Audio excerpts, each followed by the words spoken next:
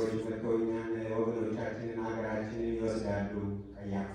ቀያፋም እናንተስ የምትመክሩትን አታውቁም፣ ይህ ሁሉ ሕዝብ ከሚጠፋው አንድ ሰው ብንገድል ይሻላል አላቸው። ይህን ያለው ከልቡ አይደለም፣ ሕዝቡ ሁሉ ይሞት ዘንድ ስላለው ትንቢት ተናገረ እንጂ።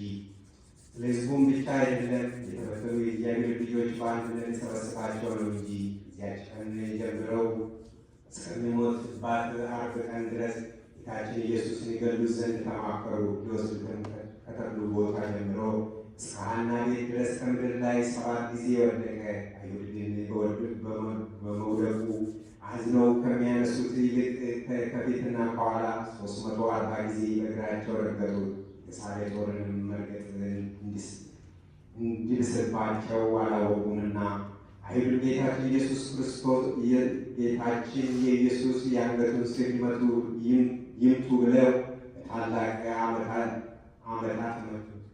እያንዳንዱም ለሞት የሚበቃ 19 ጊዜ ደበደቡት። ሁልጊዜ ለመግደል ይፈልጉት ነበርና ጌታችን ኢየሱስን 19 ጊዜ ደበደቡት።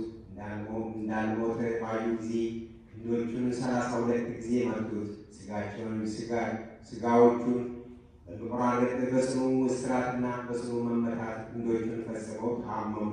ጌታችን የኢየሱስ ክርስቶስ ደረቱ ከተራበ ከተጠጋ ሆዱ ጋር 25 ጊዜ መቱት። መራቡን እውነት ነው። ሰይጣንስ እንኳን የጾሙን ወራት ከፈጸመ በኋላ ፈጽሞ እንደተራበ አውቆ ወደ ራሱ ቀረበ።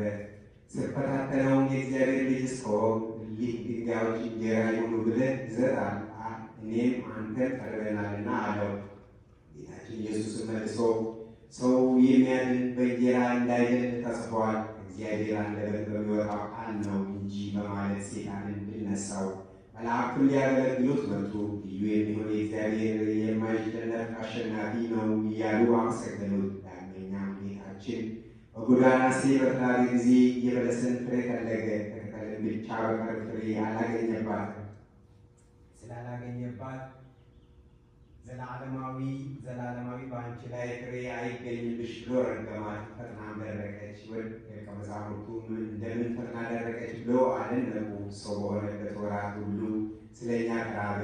እኛን ከነፍስና ከሥጋ ረሃብ ያድን ዘንድ እሱ በ5 እንጀራ በ2 ዓሣ 5,000 ሰው በ1 ዓሣና በ7 እንጀራ ለ4,000 ሰው ያጠገበ ሲሆን ስለ እኛ ተራበ። ወደ ነገራችን የምንመለስ ከተራበ ሆዱ ጋር ደረቱን በመቱት ጊዜ የታመሙትን ሰዎች በትእዛዙ ያዳናቸው የጌታችን የኢየሱስ ልቡ በሰውነቱ ውስጥ እንደሚቀልጥ ሰም ቀለጠ። ዳግመኛ የመቶ አለቃ መጥቶ ማለዳ ጌታዬ ወራራልኝ፣ ልጄ በጭንቅ ታሞ ከቤቴ ሕሙማን ተኝተዋልና አለው። ጌታችን ኢየሱስም እኔ መጥቼ አድነዋለሁ አለው።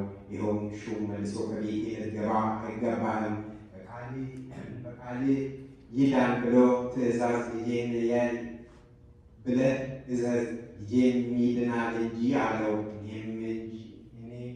እኔም እንጂ ገዢ ነኝ፣ የሚገዛቸው ጭኖቹ አሉኝ። ከዚያም ያለ ሂድ ብለው ይሄዳሉ፣ ሌላውንና ብለው ይመጣል፣ ሌሎሌንም ይህንን አድርግ ብለው ያደርጋል አለው። ጌታችን ኢየሱስም ይህንን በሰማ ጊዜ አደነቀ። ለሚከተሉትም ሰዎች አላቸው፣ በእስራኤል ውስጥ እንዲህ የሚያምን እንዳላገኘው እውነት እላቸዋለሁ።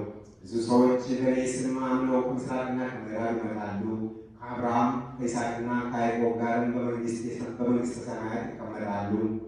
መንግሥተ ሰማያት ልጆች ግን ለቅሶ፣ ጥርስ ማፋጨት ወዳለበት ጨለማ ያወጧቸዋል። በቃሉ ትእዛዝ ልጁን አድኖ ይህንን በመቶ አለቃ ሂድ፣ እንደ ሃይማኖት ይሁንልህ አለው። ይኸውም ሹሙ ወደ ቤቱ በተመለሰ ጊዜ ልጁን አድኖ አገኘው። አይሁድም ግን ደረቱን ከሆዱ ጋር በትእዛዝ የሚያድን እሱን ልቡን